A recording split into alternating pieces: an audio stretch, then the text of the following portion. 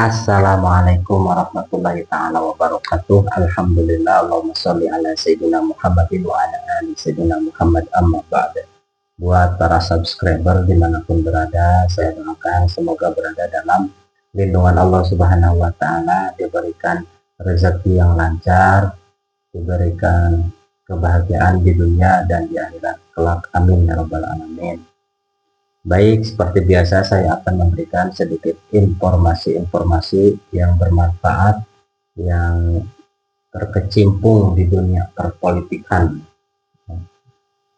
yaitu beritanya dari channelnya AA Guru Tigarut, yang judulnya yang terbaru yang hari ini ya, yang malam ini, Nona Jenius, Om Buzzer Jokowi penguasa mati kutu dibuatnya.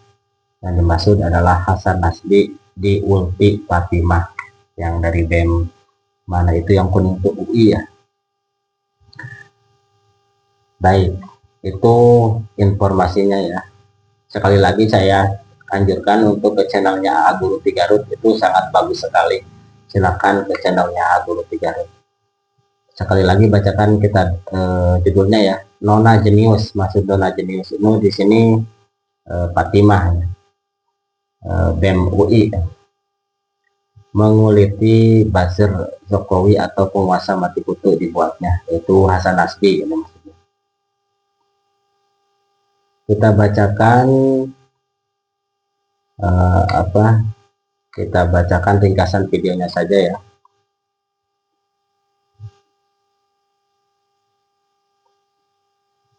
Silakan yang mau ke channelnya AA Guru Tigarut, itu sangat bagus sekali.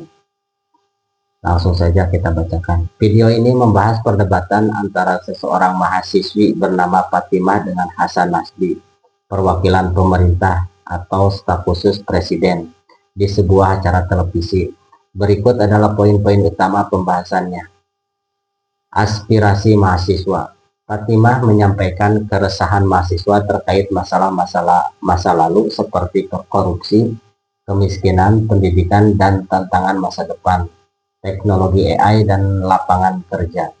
Ia menekankan bahwa pemerintah seharusnya memprioritaskan penyelesaian masalah-masalah dasar tersebut, yaitu apa masalah dasarnya yang tadi, korupsi, kemiskinan, pendidikan ya, dan tantangan masa depan, teknologi AI, dan lapangan pekerjaan. Nah, itu dulu fokus ke situ ya, korupsi, kemiskinan, pendidikan, lapangan pekerjaan, dan teknologi AI gitu. Jadi pemerintah rejim Pak Prabowo sekarang harus menyelesaikan tugasnya, yaitu korupsi, kemiskinan, pendidikan, tantangan masa depannya yaitu teknologi AI dan lapangan pekerjaan.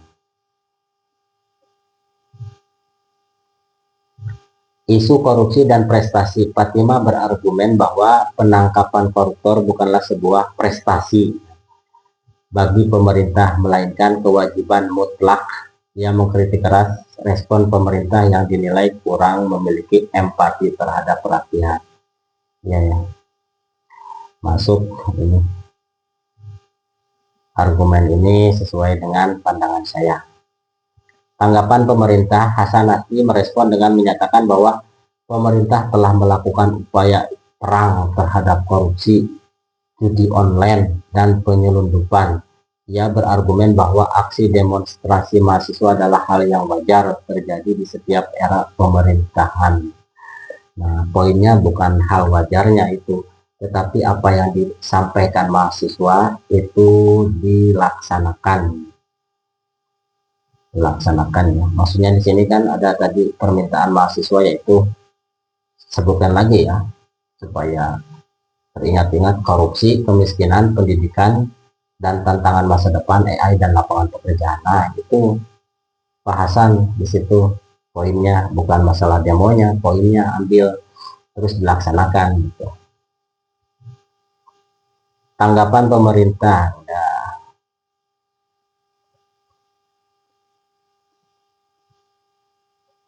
Nah, tanggapan pemerintah tadi kan ada merespon menyatakan bahwa pemerintah telah melakukan upaya perang terhadap korupsi. Perang. Jadi Pak Prabowo sedang perang dengan korupsi, judi online, penyelundupan. Nah, itu ya, berperang dengan itu. Terus apalagi debat mengenai solusi. Debat mengenai solusi kemiskinan. Terdapat perdebatan sengit mengenai program pemerintah. Fatimah mengkritik bahwa bantuan atau pendidikan gratis tidak akan efektif jika struktur ekonomi dan lapangan pekerjaan bagi orang tua belum diperbaiki terlebih dahulu. Betul. Sekarang gini, dikasih sekolah gratis, dikasih makan MBG gratis. Ya, yang dapat kan anaknya itu. Terus harus tetap kan anak itu harus membeli sepatu, seragam, tas. Itu. Sedangkan bapaknya dan ibunya itu tidak mempunyai lapangan pekerjaan. Terus dari mana uang yang untuk membeli itu semua? Poinnya satu. Yang kedua, MBG oke. Bapak anaknya dapat makan dari sekolah MBG gratis. Terus nanti pulang dari sekolah ke rumah, apakah ada nasi, apakah ada lauknya, seperti apa? Seperti itu ya. Jadi bukan mempermasalahkan sekolah rakyat, MBG dan lain-lain, tetapi struktur ekonomi rakyatnya harus diperbaiki dulu, yaitu lapangan pekerjaannya dulu harus dikuatkan, dikokohkan. Kalau ibu bapaknya bekerja ya insya Allah tidak usah sekolah, tidak usah gratis, nanti orang tua biar bayar buat pemasukan ke negara kan, nanti negara membangun lagi, seperti itu. Logika sederhana, saya tidak sekolah aja mampu mencernanya.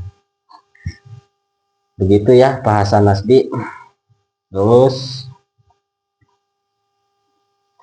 esensi demokrasi. Fatimah menegaskan bahwa dalam demokrasi rakyat harus selalu mencurigai negara sebagai bentuk kontrol sosial dan pemerintah tidak seharusnya meminta dikasihani atas tekanan yang mereka hadapi. Nah, seperti itu. Fatimah menegaskan bahwa dalam demokrasi rakyat harus selalu mencurigai negara sebagai bentuk kontrol sosial. Betul kontrol sosial. Sekarang kan tidak ada kontrol sosial kecuali dari masyarakat sipil. Oposisi kan nggak ada semua. Nah, di sini kesimpulan narator. Narator video memberikan dukungan penuh terhadap argumentasi Fatimah dan mengkritik sikap pemerintah yang dianggap defensif serta tidak solutif. Seperti itu. Silakan yang mau ke channelnya Guru TI Garut itu masuk saja ke channelnya, sangat bagus, ilmunya sangat luas dan mudah dipahami untuk masyarakat awam seperti kita, saya terutamanya. Di sini ada pertanyaan, mengapa negara dianggap sebagai apa ini dibacanya Anisesari Evil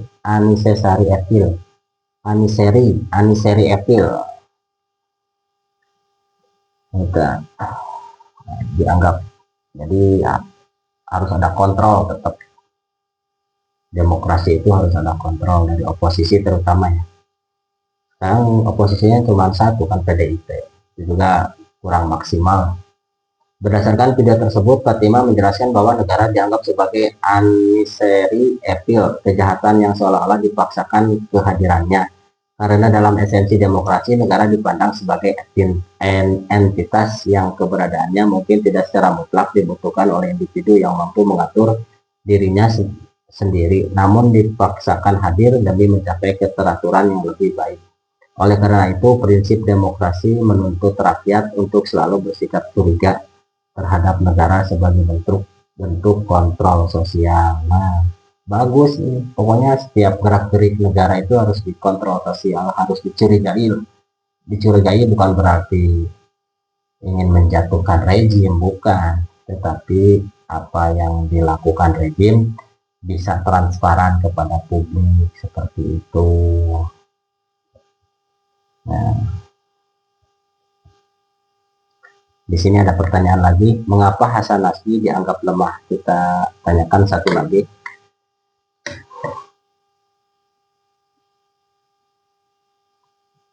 Mengapa Hasan Nasbi dianggap lemah? Narator video menganggap Hasan Nasbi lemah dan tidak solutif karena beberapa alasan utama yang diungkapkan sepanjang video. Ketidakmampuan memberikan solusi konkret. Narator menilai bahwa pemerintah, dalam hal ini diwakili oleh Hasan Nasbi, merespon demonstrasi mahasiswa hanya dengan ngobrol atau dialog. Padahal menurut narator, respon yang seharusnya dilakukan adalah melalui kinerja nyata. Ya, itu. Jadi buat apa ngobrol? Maksudnya ngobrolnya itu nggak usah demo. Kalau ngobrol aja di warung kopi. Ngobrol di warung kopi, nyentil sana dan sini, dan seterusnya. Posisi tawar yang lemah terkait oligarki. Saat Hasan Nasbi menyebutkan bahwa pemerintah sedang berhadapan dengan oligarki dan itu tidak gampang, narator menganggap argumen tersebut menunjukkan posisi tawar pemerintah yang lemah. Seharusnya pemerintah bersikap absolut untuk kepentingan masyarakat. Betul. Jadi pemerintah jangan ragu, harus absolut buat masyarakat ya. Kalau masih ragu-ragu lah, lebih baik tidur saja. Bercanda itu. Rekrutmen dan kualitas SDM. Narator mengkritik pernyataan Hasan Nasbi mengenai korupsi yang dianggap sebagai ketidaktergodaan individu. Narator menilai ini membuktikan bahwa sistem rekrutmen pemerintah tidak bagus karena memperkerjakan orang yang tidak memiliki track record yang bersih. Betul. Asal comot, asal jadi, asal ada uang bapak sayang, ya ada uang abang ditendang. Ada uang abang disayang, tidak ada uang abang ditendang. Curhat masalah internal. Narator menilai Hasan Nasbi terlalu banyak curhat mengenai beratnya tekanan yang dihadapi pemerintah. Menurut narator, karena pemerintah memegang sumber daya dan kekuasaan, mereka seharusnya fokus pada solusi, bukan mengeluh atau meminta belas kasih rakyat. Nah, itu saya heran juga, maksudnya kok malah rakyat yang disuruh menjaga, bukannya negara yang menjaga. Maksudnya dalam kekuasaan kan ada di tangan, maksudnya kekuasaan di tangan rakyat, tetapi kan yang dipegang pemerintahan rejim yang sekarang Pak Prabowo kan. Pak Prabowo punya polisi, punya kejaksaan, punya KPK, punya serba, punya semua Pak Prabowo. Sedangkan rakyat cuma bersuara, rakyatnya cuma punya suara gitu rakyat. Ya. Nomor terakhir 5, klaim prestasi yang salah. Narator tidak setuju dengan klaim Hasan Nasbi bahwa penangkapan koruptor adalah sebuah prestasi. Iya. Tadi sudah disebutkan ya oleh Mbak Fatimah bahwa koruptor ditangkap itu bukan karena bukan prestasi presiden maksudnya, tetapi itu kewajiban presiden yang harus dipenuhi untuk menjaga kekayaan negara, terutama ekonomi negara, karena itu uang amanah rakyat yang harus dijalankan sesuai Undang-Undang 1945. Sudah segitu dulu, saya sudah mau istirahat dulu. Terima kasih, jangan lupa like, komen, dan subscribe. Assalamualaikum warahmatullahi wabarakatuh. Mari kita berdoa sama-sama, semoga Allah Subhanahu wa Ta'ala menolong bangsa Indonesia ini. Amin ya rabbal alamin.